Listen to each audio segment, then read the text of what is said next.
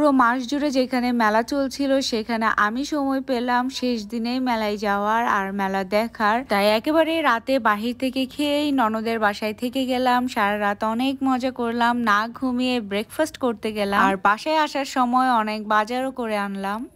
আসসালামু আলাইকুম এভরিওয়ান, আশা করি সবাই ভালো আছেন। আমি অনেক ভালো আছি। পুরো মাস জুড়ে মেলাটা চলছিল কিন্তু আমি জানি না যে মেলা হচ্ছে, কেন জানি না আমি এমন, কিন্তু আমার কাছে কোনো ধরনের মেলার ইনফরমেশন থাকে না। আমি কখনোই কাউকে আনসার করতে পারি না। ঢুকতেই আমার সব থেকে সুন্দর লেগেছে এই শপটা, কারণ এই শপে অনেক অনেক সুন্দর সুন্দর হেয়ার অ্যাক্সেসরিজ আছে, কিন্তু আমার কাছে কিছু জিনিসে ওভার প্রাইস মনে হয়েছে, যদিও সব জিনিস না। পুরো মেলায় আমি লাবুবুই দেখেছি, কারণ অনেক অনেক বেশি লাবুবু সব শপে। আর এই স্যান্ডেলগুলো 600 টাকায় অনেক বেস্ট একটা স্যান্ডেল ছিল। আর আমার এই ধরনের মেলায় প্রথমবার, যেমন যেগুলো হয় ইন্টারন্যাশনাল কনভেনশন হলে যে বাণিজ্য মেলাগুলো হচ্ছে, এগুলাতে আমি আগে আসিনি, এবার প্রথমবার এসেছিলাম। আর আমার শাশুড়ি আর ননদকে কোনোভাবে আটকানো যাচ্ছে না জুয়েলারি শপ আর হচ্ছে কাপড়ের শপ থেকে। আর আমি আটকে যাচ্ছিলাম এই হেয়ার অ্যাক্সেসরিজ গুলো দেখে। এগুলো অনেক প্রিটি আর বেডশিট গুলোও অনেক সুন্দর ছিল। তারপর একটা ক্রকারিসের শপ দেখলাম। এইগুলা আমার আম্মুদের কাছে খুব ছোটবেলায় দেখতাম, এগুলা আবার খুবই ট্রেন্ডি হয়েছে, আমি জানি না এগুলাকে কি বলে। তারপর এখানে আনিকা আপু কিছু জুতি টুতি ট্রায়াল দিচ্ছে আর আমি হচ্ছে গেমে ব্যস্ত।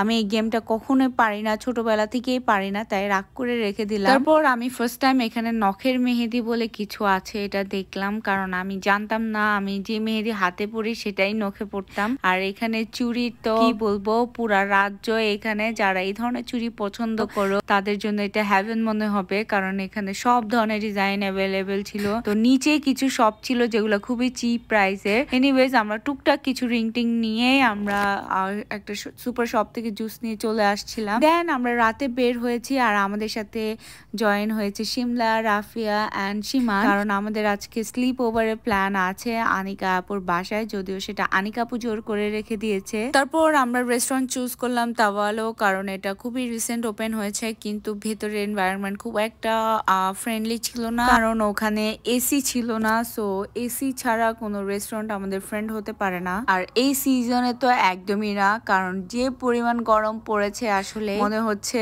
সম্ভব না আসলে এসি ছাড়া 2 মিনিট বসা। সো আমরা পাশেই নোওয়্যার ছিল, সো কিছুটা হেঁটে আমরা নোওয়্যারে চলে এসেছিলাম। আর এসে আমরা আমাদের অর্ডার করে দিই। আমি এখানে সি ফুড স্যুপ অর্ডার করেছি, সাথে একটা হানি চিকেন স্যালাড। সো বাকিরা পেরি পেরি অ্যান্ড জামাইকানটা অর্ডার করেছে। ওদের ফুডের কথা কি বলবো, এখানে আমার ফার্স্ট টাইম আসা, বাট ওদের ফুড সারপ্রাইজিংলি অনেকটা ভালো ছিল, বাট একটু রাইসের কোয়ান্টিটিটা কম ছিল, কিন্তু আমার কাছে ওভারঅল টেস্টটা ভালো লেগেছে। বাট একটা জিনিস ছাড়া, সেটা হচ্ছে ওরা আমার স্যুপ আর স্যালাডে একটু বেশি স্পাইসি অ্যাড করেছে, যেটা আমার কাছে ভালো লাগেনি। আর এটা আমি সরাসরি তাদেরকে কমপ্লেন করেছি অ্যান্ড ওরা ওটা পজিটিভলি নিয়েছে। আমার যদি রেস্টুরেন্টে কোনো কিছু পছন্দ না হয়, আমি সরাসরি তাদেরকে কমপ্লেন করি, যেটা খুবই ভালো। তোমরাও যারা কোনো কিছু পছন্দ করবে না সরাসরি কমপ্লেন করবে। আর আমার স্যুপটা তো অনেক ফ্লেভারফুল ছিল। তারপর আমরা খাওয়া দাওয়া শেষ করে বাসায় আসলাম, আর ভোর পর্যন্ত হচ্ছে বসে আমরা উনো খেলেছি, আড্ডা দিয়েছি, চিপস খেয়েছি মাঝখানে। আর যখন সকাল হচ্ছিল তখন ডিসাইড করি যে একেবারেই বাহির থেকে আমরা নাস্তাটা করে এসেই ঘুমাবো। আর অবভিয়াসলি আমাদের প্ল্যান ছিল দস্তগীর হোটেল, যেহেতু চিটাগংয়ে থাকি সবাই দস্তগীর হোটেলেই নাস্তা করে, কিন্তু আমরা জানি না যে দস্তগীর হোটেল এত বেশি ফেমাস যে সকাল 6টায় গেলেও আমরা কিছুই পাবো না। সো আমাদের লাকটা খুবই খারাপ ছিল, যার কারণে আমরা দস্তগীর হোটেলে তেমন পায়া টায়া শেষ অলমোস্ট ওদের।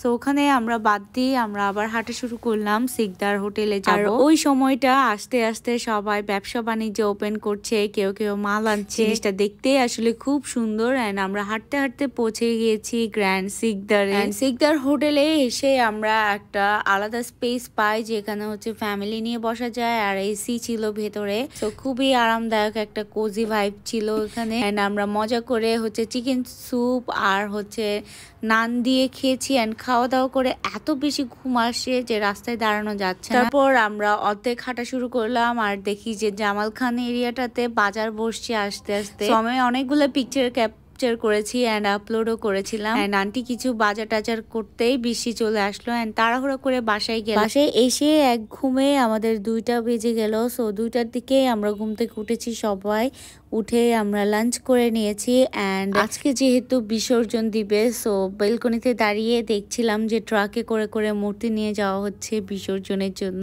সো ওই সিনগুলো দেখছিলাম। So that is it for today guys. আল্লাহ হাফেজ।